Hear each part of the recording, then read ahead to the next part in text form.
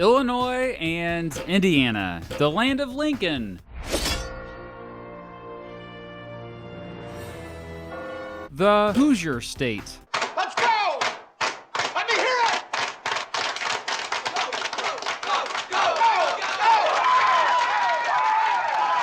Dang, yeah, I'm getting fired up for this one. Illinois and Indiana, woohoo! Two bordering Midwestern states in these United States. Both also border Lake Michigan and the Ohio River. And yes, both have a lot in common, starting with the fact that, according to some metrics, both share Chicagoland, or the Chicago metropolitan area. Well, yeah, sure, Chicagoland is mostly in Illinois, as is, well, Chicago, the third largest city in the country, but Northwest Indiana is also often lumped into the Chicago metro. Chicagoland makes up around 65% of the entire population of Illinois and 10% of the entire population of Indiana. Both are part of the Rust Belt, a region of the country known for declining industry and rundown factories. Even decades after most of these factories have shut down, several cities in both states continue to lose population each year, and yet manufacturing is still a major industry in both. Indiana is the country's leading steel producer and second largest car manufacturing state. Illinois is known for making machinery, electrical equipment, transportation equipment, and food processing. Related to this, both rank towards the bottom of all 50 states in terms of pollution, although Illinois ranks better. Other major industries in both include healthcare, retail, and education. The average age of residents in both is the same. The biggest religion in both is Christianity, but of those, more identify as Roman Catholic in Illinois and more identify as Evangelical Protestant in Indiana. Oh, and Illinois residents are more religious overall. Both have very similar climates, specifically a humid continental climate throughout most of the states and humid subtropical climate in the southern portions. Basically, the further south you go in both states, the more precipitation and the more hot it gets in the summer and less cold it gets in the winter. Both get tornadoes, but flooding is definitely the most common natural disaster in both. Both are entirely in the interior plains, and both fairly flat overall, although there are hills in some areas. When the first settlers came to what would become the two states, they encountered countless prairies and forests. For thousands of years, various American Indian tribes lived in the area. Mississippian culture dominated, with Cahokia the major city and religious center in modern-day Illinois. They were known as mound builders since they built,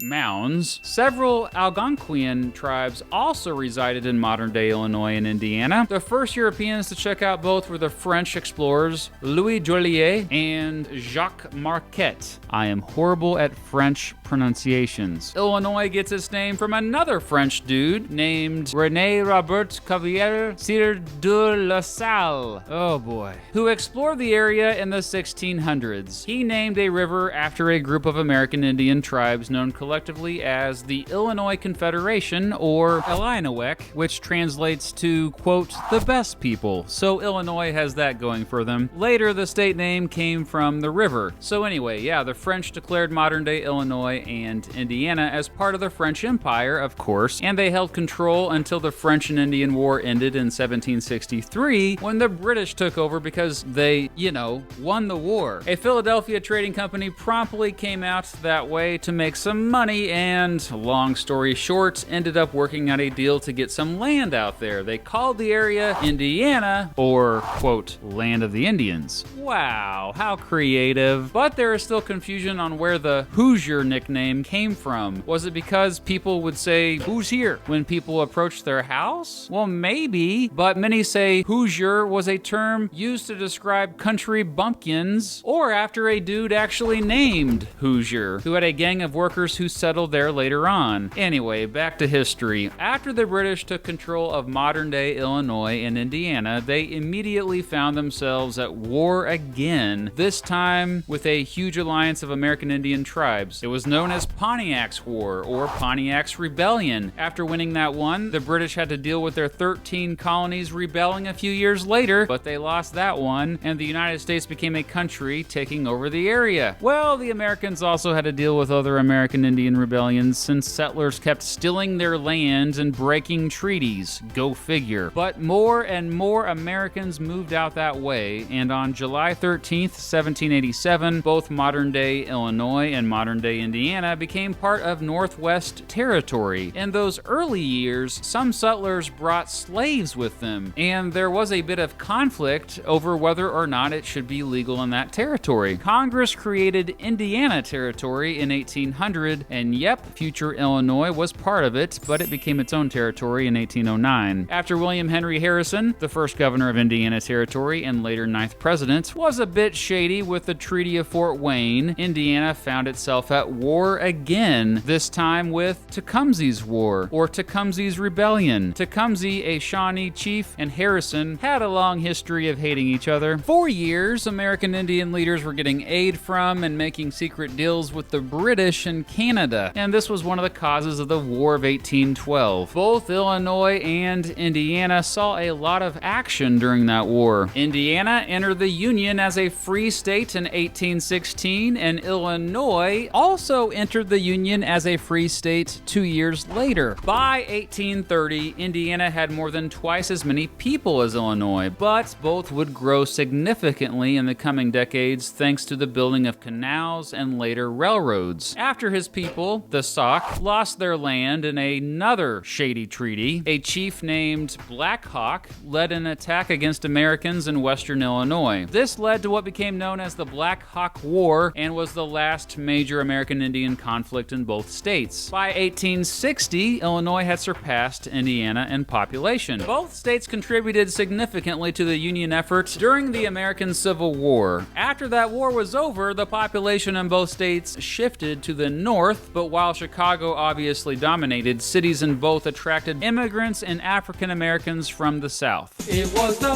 Great Migration. It's such a sweet migration.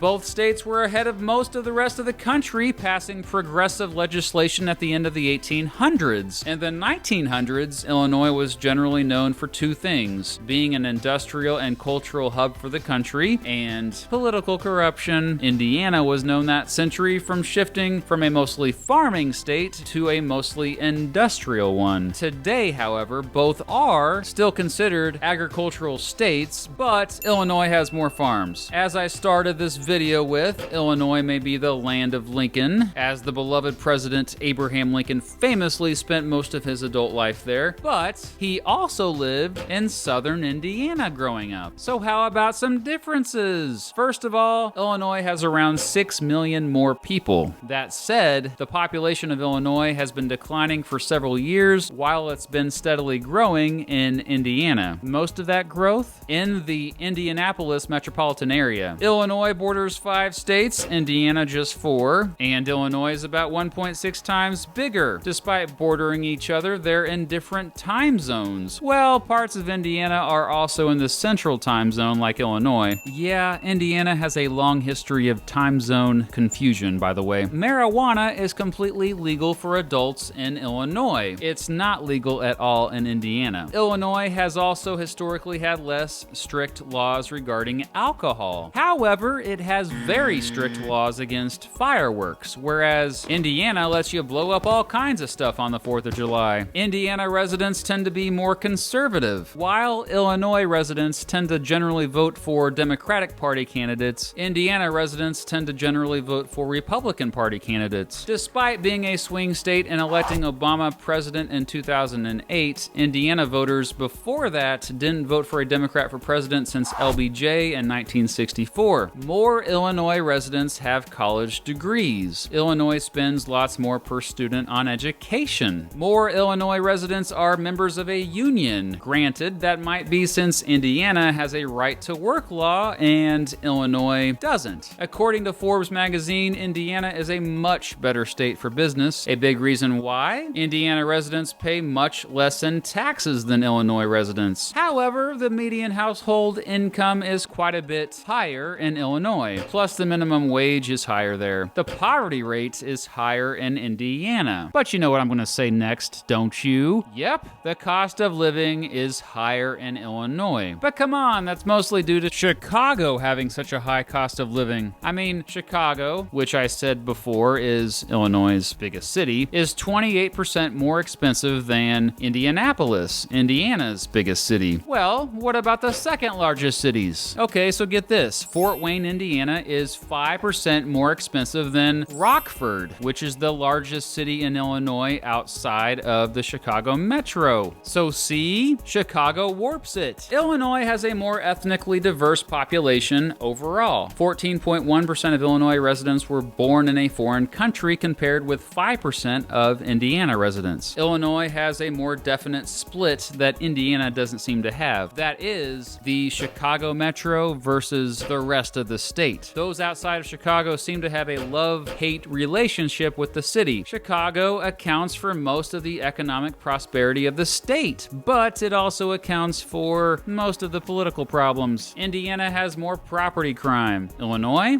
more violent crime. 6 vice presidents, including the current one, Mike Pence, have been from Indiana. 4 presidents have roots in Illinois. Indiana has a random tree growing out of a tower and a random grave in the middle of a road. Illinois has more nuclear power plants than any other state. In fact, 54% of its electricity comes from nuclear power. Having been to both multiple times, I would argue that infrastructure, particularly the roads, are better in Illinois. Then again, there are a lot more roads you have to freaking pay to use in Illinois. And finally, Sufjan Stevens made an album about Illinois, but not Indiana. Checkmate, Indiana. Oh, but wait. Indiana has John Mellencamp. Take that, Illinois. But come on, both states are terrific. Maybe I'll make that album about Indiana since Sufjan neglected to. Or at least talk John Mellencamp into doing it. Ain't that America for you and me?